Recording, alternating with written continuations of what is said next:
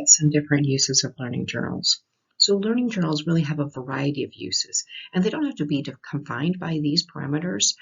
You can use them any way that you want, but it's important to consistently reevaluate some purposes and note ways in which learning journals have been used and how they can be helpful for you, your students, your team, and for others. And since this isn't a comprehensive list, it's used just as a jumping board to help you to look at other ways you can use it as well. So it's used to facilitate learning, and it would be silly not to look at the main focus of learning journals, which is to facilitate learning. And this type of a learning journal can be completed in a variety of ways. It could be structured or unstructured, it could be graded or not graded, it can be used for formative practice or even summative practice. It is just a variety of ideas there. And there are limitless ways in which the learning journal will facilitate, increase, and develop learning. This type of journal is also essential when looking at using Kolb's experiential learning cycle. Experiential journals. Often this type of journal is seen in therapy, but certainly not limited to therapeutic situations. Experiential journals can also be seen in research, fieldwork labs, on-the-job training, and other personal or professional activities. This type of a journal permits an individual to record events and then to go back and look at them over and over again. Maybe the writer will approach the experiential journal from a variety of perspectives, looking first at the facts and then approaching the emotional side. Of course, there is also the idea of simply getting all of the information down on paper with no guidelines or expectations. So active learning. This type of learning journal can take a passive learning opportunity and move it to an active experience. There are many passive learning situations that are molded into more interactive experiences through the use of a learning journal. So think for a moment about a college lecture. The student's going to make this more interactive by taking notes and writing them down in their learning journal. Then they're going to revisit those notes and make personal connections. It's also an opportunity to record any strong emotions associated with that learning experience or information. By using the learning journal, the learning experience is made a personal experience. And if you want to know more about this opportunity, try looking at Cornell Notes. So, develop problem-solving skills. Individuals are promoted to use learning journals to develop their problem-solving skills and to find solutions to problems. Educators can aid in this aspect by introducing students to these skills, teaching them the 5 why approach, that is simply asking why 5 times to really get to the root of a problem, and looking at deep diving by using the common questioning technique of asking who, what, where, when, why, and how. Assess and increase deeper learning.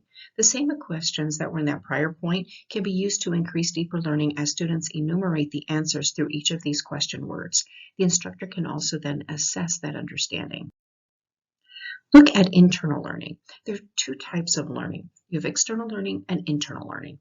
Internal learning is more difficult to understand and to assess for both the instructor and the learner. However, through the use of a learning journal, insights to internal learning can be gained, understood, and used in productive manners. Supports learning. Learning journals can not only examine the content of learning, but also the role of learning. It supports, encourages, and engages the learner. The writer has the opportunity to record information, evaluate their thoughts on new content, and make connections to old information and experiences while finding ways to apply the information, the new information, in creative ways. Enhances that reflective practice.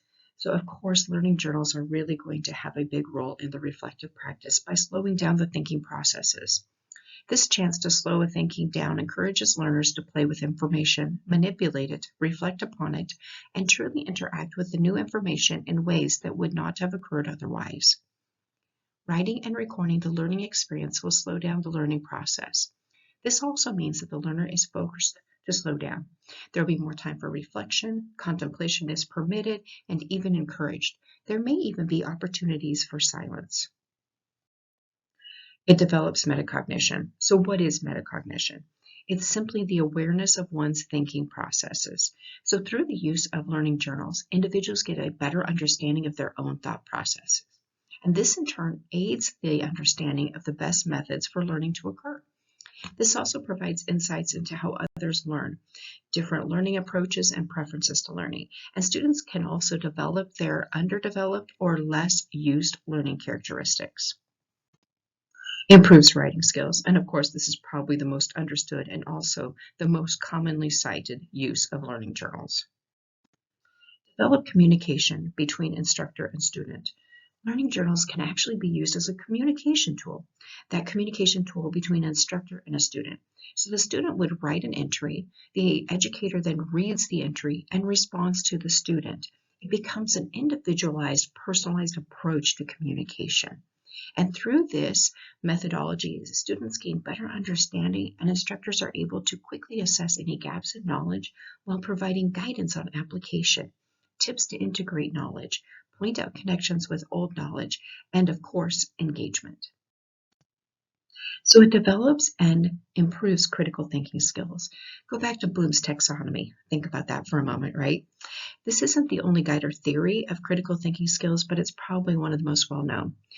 This is going to enhance reflection. That's what the learning journal does. It's going to facilitate critical thought. It's going to aid in expressing feeling and writing focused arguments. This is, of course, not the only method to develop those critical thinking skills, but it certainly is an essential component. Recall that reflection is the vital ingredient to deeper learning. Think about it kind of as yeast. It's going to really promote and grow and help it move on.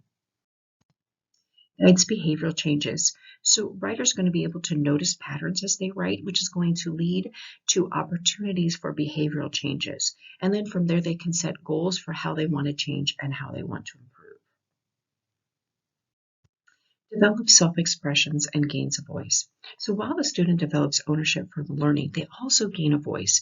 And this learner-centered approach demands that the individual makes a statement and shows their preference. They will gain a voice as they take control, which leads to more self-expression. So improves self-esteem, empowerment, personal development, and professional development. So that's a lot, isn't it? But it's really true, and that's exactly what happens. So while using a learning journal, the student is going to explore their learning. They're going to begin to understand themselves in a deeper understand. And as they explore their learning and their approaches to learning, their personal experiences are going to also be addressed as they relate to the information. Expand creative pursuits. There's a correlation between creativity and learning journals. Do you want a supreme example at this point?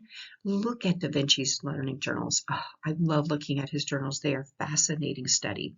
But not only can learning journals help to develop the creative process, but also encourages connections between information that may have been lost otherwise.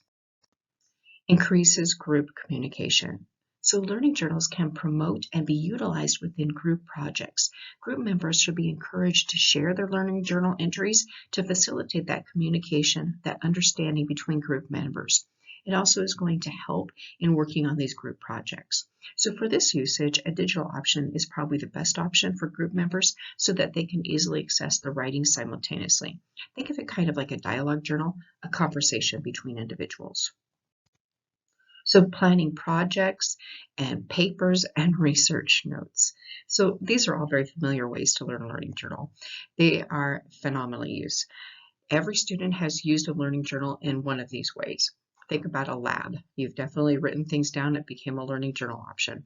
So, however, this does not mean that all students recognize the title of learning journal within these roles. The learning journal may be structured or unstructured when it comes to planning projects, papers, and research notes. So take a moment and just ponder how other ways and what other ways have you used learning journals throughout your personal and professional lives.